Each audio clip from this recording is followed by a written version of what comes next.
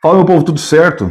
Hoje é dia da resenha do livro que foi leitura coletiva do canal agora no mês de outubro, tá?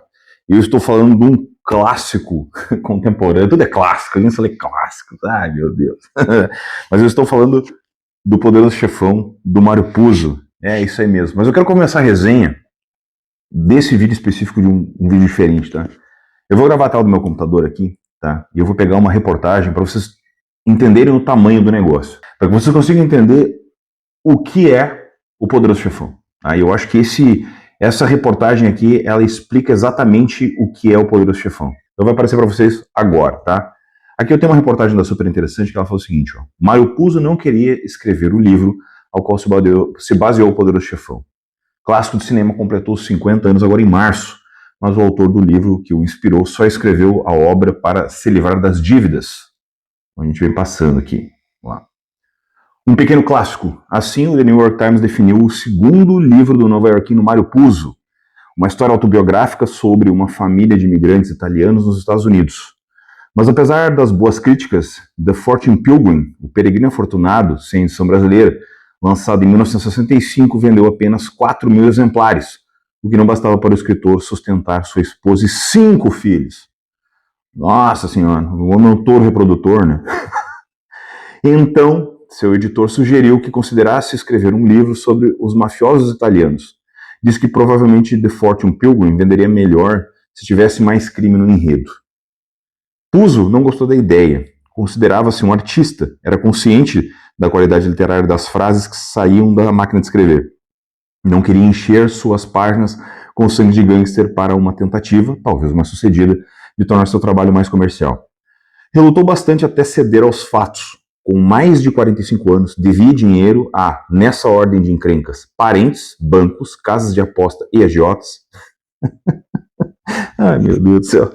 Sabia que, se não arrumasse algo rentável em pouco tempo, podia voltar para casa com os 2 braços quebrados. A ocasião faz o ladrão, né, cara? Cosa nostra, mas não de Puzo. Apesar da ascendência italiana e de ter crescido num bairro violento, Hell's Kitchen, ou Cozinha do Diabo, área de Manhattan dominada nos anos 60 por irlandeses de baixa renda, muito ligados a pequenos golpes, Puzo não tinha nenhuma familiaridade com o negócio da máfia.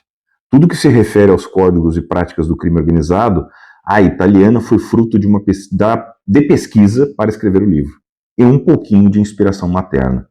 Sua mãe, nascida em Nápoles, no sul da Itália, foi um modelo para o personagem Vito Corleone, o patriarca facínora que fez ofertas que não podia recusar.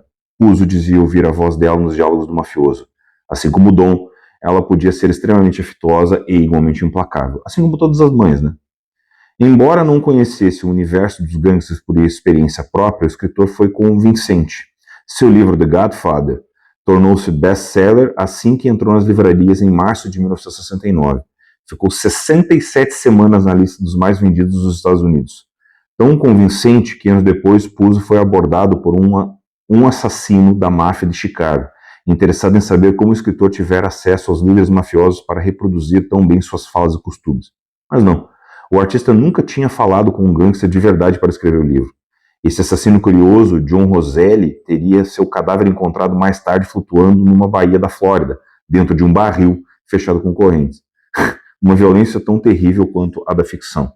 Com o sucesso de The Godfather, Mário Puzo pagou todos os seus credores e ficou rico com royalties.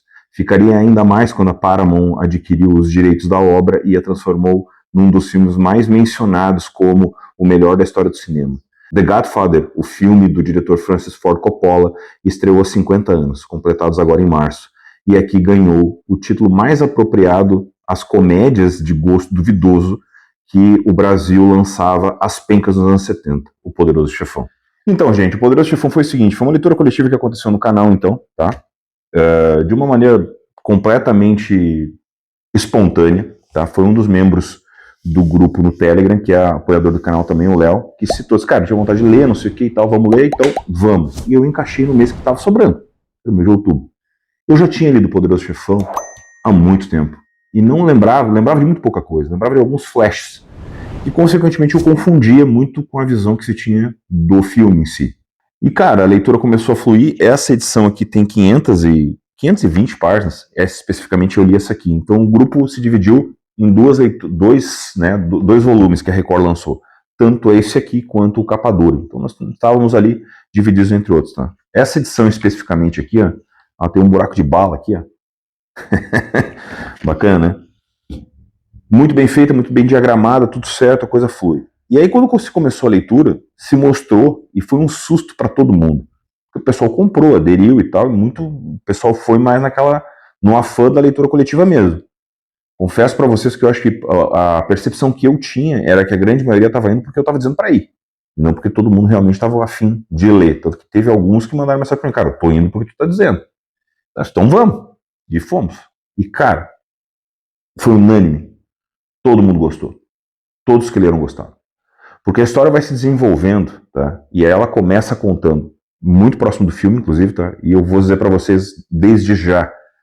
Eu assisti o filme logo depois de ler, e é como se fosse um complemento. Então o Coppola botou os personagens que estavam ali, obviamente conseguiu montar os seus personagens de uma maneira muito convincente. O Marlon Brando tá estupendo, mas o Al Pacino rouba o filme. O olhar dele pro Michael é assustador. É assustador como o Al Pacino, e exatamente por isso que o Al Pacino é o Al Pacino. O Michael que ele faz tu te afeiçoa ele aqui, ó. É impressionante. Bom, voltando.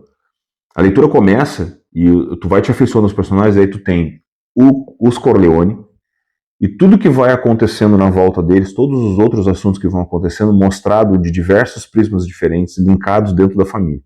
Então você tem uma linha narrativa que vai contando a história do Corleone e aí vai se desmembrando. Aí tu tem a história da Lucy, tu tem a história do John Fontaine, entende? Tu tem a história de vários personagens, do Bonacera, que vai dizer alguma coisa e tal. Então tem outros personagens que vão sendo contados dentro daquele background, daquelas situações ali, e isso vai transformando o livro numa outra coisa. Então o livro vem crescendo, ele vem vindo, até ele explodir, então realmente começar a situação mafiosa mesmo acontecer no atentado ao Vito e depois posteriormente a morte de um personagem. Então o Vito sofre um atentado, a partir dali se desencadeia uma guerra de gangues, uma guerra de mafiosos, e a partir dessa guerra de mafiosos, então, vai desencadear numa outra situação. Mas para chegar nisso, acontece um monte de outras coisas no meio do caminho. E cada um desses fatos estão linkados especificamente na família Corleone e na linha narrativa dela. É impressionante a teia que o Mario Puzo conseguiu criar. E realmente, ele se auto-intitulava um escritor artista, então, porque ele sabia o que saía da máquina de escrever, e ele realmente sabia. Porque tem diversas citações aqui dentro do livro, eu marquei um monte de coisa aqui, algumas delas estão aparecendo na tela aqui, né, no meu diário de leitura, como tenho feito ultimamente nas resenhas. E é impressionante o que ele conseguiu montar, porque tu se relaciona com aqueles bandidos, tu te relaciona com aqueles personagens. E teve até alguma das percepções, isso até aconteceu durante a live, que também vai estar disponível aqui embaixo, como tenho feito nas leituras coletivas, a live de debate com quem participou e tal. E é aquilo, cara, a gente acaba se correlacionando e acaba se aproximando muito dos bandidos, cara. A gente acaba gostando dos bandidos.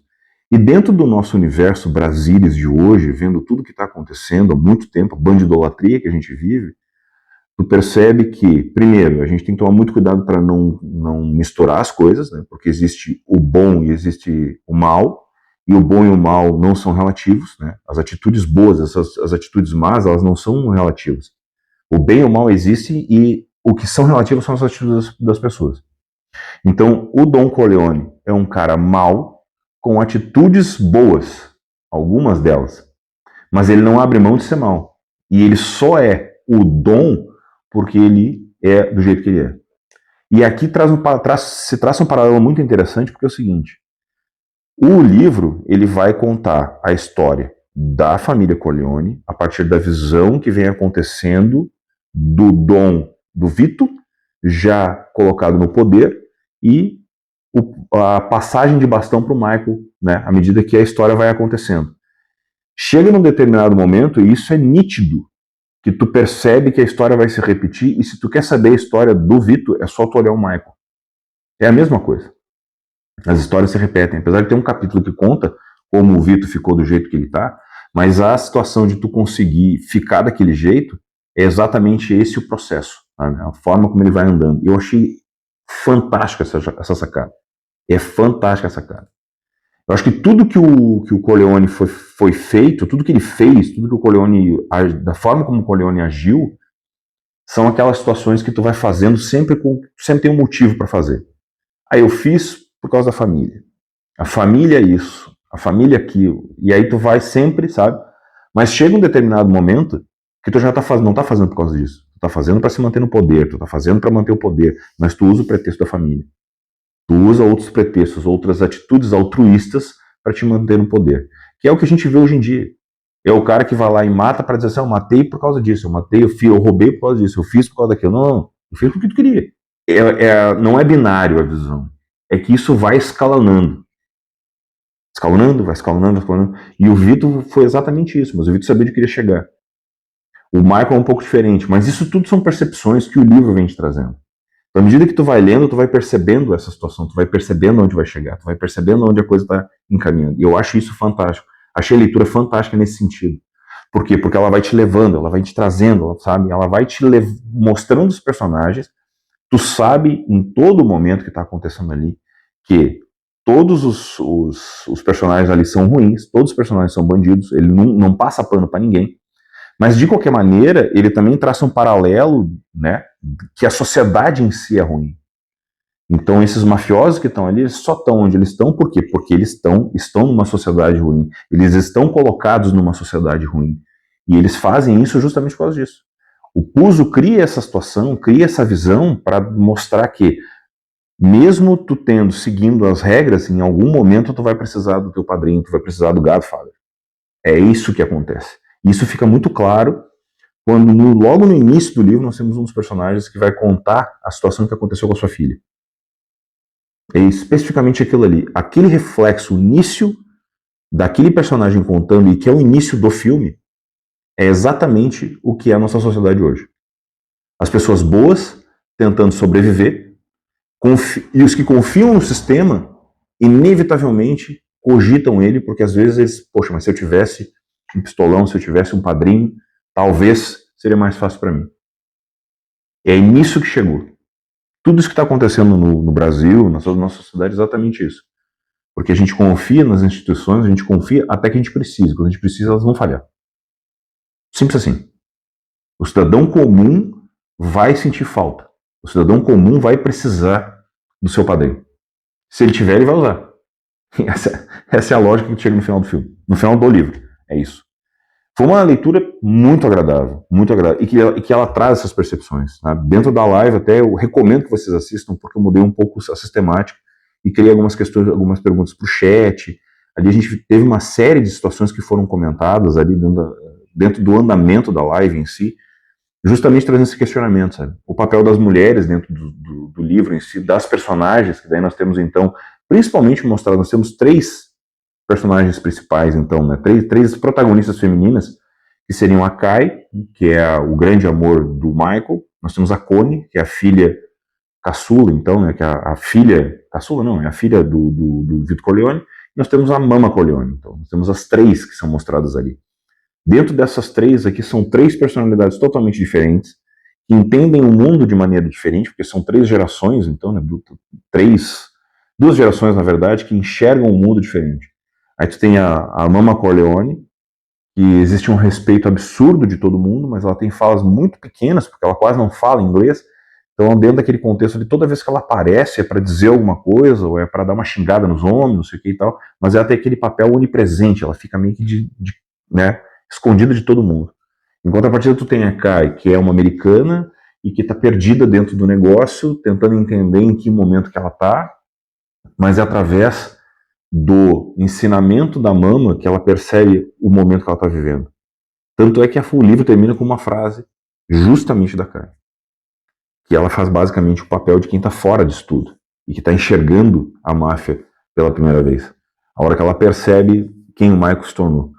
Então esses insights que vão sendo colocados dentro daquilo ali mostra exatamente o papel delas dentro daquele contexto, assim como a Connie, que no livro é mostrada de uma forma, e no filme é mostrada de uma forma completamente diferente. Eu acho que o tom da Connie no filme ficou melhor do que no livro, tá? Então, por isso que eu digo, o filme e o livro eles se confundem porque são obras que se complementam. É um dos raros casos onde os dois são tão bons que eles são compatíveis um com o outro. É impressionante o crescimento dos dois e como os dois andam em paralelo e conseguem manter essa qualidade. Então assim, eu dei nota 4, porque eu não dou meio, né? Então pra mim é a nota 4. Mas é excelente, cara, excelente. Se vocês não leram O Poderoso Chefão, por qualquer motivo que seja, cara, reconsiderem. O Poderoso Chefão é um livro excelente, ele é muito bem escrito, ele flui muito bem. Não vão atrás de certas críticas que eu andei lendo por aí, que o pessoal vai lá e reclama que a história não é só sobre os Corleone. Sim, a história não é sobre os Corleone, mas ele é uma linha narrativa que sem a existência dos Corleone ela não aconteceria. É isso que precisa ficar entendido. Que os Corleones são a linha narrativa total, mas todas as outras sucursais, todas as outras coisas que vão sendo colocadas dentro do livro, só existem porque existe os Corleone. O Poderoso Chefão tem 2 continuações, tá? Que eu vou deixar as capas para vocês aqui, tá? Assim como no cinema, eles têm 2 continuações. Essas continuações aqui não foram escritas pelo Mario Puzo, tá? Elas foram escritas por outro autor. Você sabe que eu deixo algumas informações aqui embaixo, aí eu vou botar aqui o nome do autor certinho, tá? Para não ficar muito inchado o vídeo. Então, dentro desse contexto aqui, tá? Eu já tenho essas 2 edições, o Wendel já pegou para mim um sebo, eu peguei as 2 já, e eu pretendo ler eles, tá? Porque eu gostei muito desse negócio. O Mario Puzo tem um outro livro que é o Siciliano, e que ele tem o Michael como coadjuvante, ele aparece no Siciliano, tá? Mas ele não faz parte do cânone. O Mario só escreveu O Poderoso Chefão, contando a história do Corleone, e depois ele participou dos roteiros dos outros 2 filmes. Então acho que ele acabou indo mais pro lado dos roteiros mesmo dos filmes, porque daí ele pôde fazer a continuação dos filmes, né, a continuação da história dos Corleone no cinema da maneira como ele queria. Eu já falei aqui outras vezes, o Mario Puzo também foi roteirista, ele escreveu o livro Terremoto, né, o filme Terremoto, e escreveu os 2 Superman, né, o Superman 1 e o Superman 2, dirigidos pelo Richard Donner, Superman de 78. E além de outras obras, ele escreveu também no cinema. Né? Diga-se de passagem, excelente roteirista. Então, tem alguns pontos no livro que ficam até bem claros, que eu até comentei isso na live também, sabe? O Tom Hagen talvez seja um dos personagens mais interessantes, porque ele enxerga o mundo, ele não é um italiano, ele não é um siciliano, ele é o consigliere, ele é o conselheiro do Vito. E ao ser eleito consigliere, ao ser colocado nesse papel, ele sofreu, então, o que a gente pode dizer de preconceito com relação à situação toda. Ao fazer isso, né, ele tem as percepções dele e que no filme, apesar de ser muito bem interpretado pelo Robert Duvall, no filme a gente percebe, no livro a gente percebe que ele aprofunda o tom. E ele acabou se tornando um dos meus personagens preferidos do livro, tá? Porque ele é o cara de fora que está fazendo o trabalho dele dentro da situação toda e da forma como ele vai tocando aquilo ali. Ele vai nos mostrando os meandros do poder, os meandros da situação. Enfim, gente, assim, eu posso ficar mais 1 hora aqui falando do Poderoso Chefão. É uma babação de ovo, mas vocês sabem que as minhas resenhas não são isso. As minhas resenhas são só o que eu senti lendo o livro e dando algumas informações para vocês. Por isso que eu comecei a resenha de uma maneira diferente, mais burocrática, então, com uma tela mostrando para vocês uma história específica para não perder esses detalhes, porque essa história aqui tem milhares de histórias sendo contadas, tem milhares de situações, ela faz parte da cultura hoje, do cinema e da literatura. Então, assim, leiam O Poderoso Chefão, vale muito a pena mesmo, ok? Essa edição aqui ficou muito bacana, ela é capa mole, cara, mas ela não perde nada pra capa dura, tá? Realmente, eu gostei muito de ler nessa edição aqui, então está aí mais uma das minhas resenhas. Agradeço demais a participação de todos vocês na leitura coletiva, nos grupos de WhatsApp e Telegram, que os links estão aqui embaixo em links úteis, tá? Não esqueçam de participar desses grupos, ali a gente compartilha a percepção de leitura, a gente compartilha, cara, é um grupo de bate-papo, tá? E agradeço muito também a participação durante a live no sábado pela manhã. Quando eu faço leitura coletiva, as lives de debate são sempre no sábado de manhã. A gente fica mais ou menos 1 hora ao vivo para conversar, eu faço uma apresentação, mostro para todo mundo, troco uma ideia e tal, e aí a gente conversa sobre o livro, né, finalizando o processo para iniciar uma outra leitura, ok? Então, as próximas leituras vão estar no vídeo da curadoria, que ele está aqui embaixo, para vocês assistirem também, e para saber quais vão ser os próximos projetos. Muito obrigado a todos, não esqueçam, aqui embaixo nós temos o link e a possibilidade de se tornar membro colaborador do canal com planos a partir de 1,99, certo? Tanto é que um Poderoso Chefão foi sorteado aqui pelo canal, tá? Foi sorteado pelo canal e foi mandado para um dos inscritos, foi presente de uma inscrita e foi sorteado para outros inscritos, ok? Também tem aqui os links da Amazon, qualquer compra feita através dos links, vocês geram comissão aqui para o canal, auxiliando e ajudando aqui o crescimento dele, ok? E também, a cada 15 dias, os projetos de live com meu brother Andrew, agora trazendo sempre alguns convidados aí. A gente vai mudando um pouco essa dinâmica e fiquem ligados que ano que vem a gente está com um projeto bem interessante aí para o futuro, ok? Forte abraço a todos, muito obrigado pela audiência e até o próximo.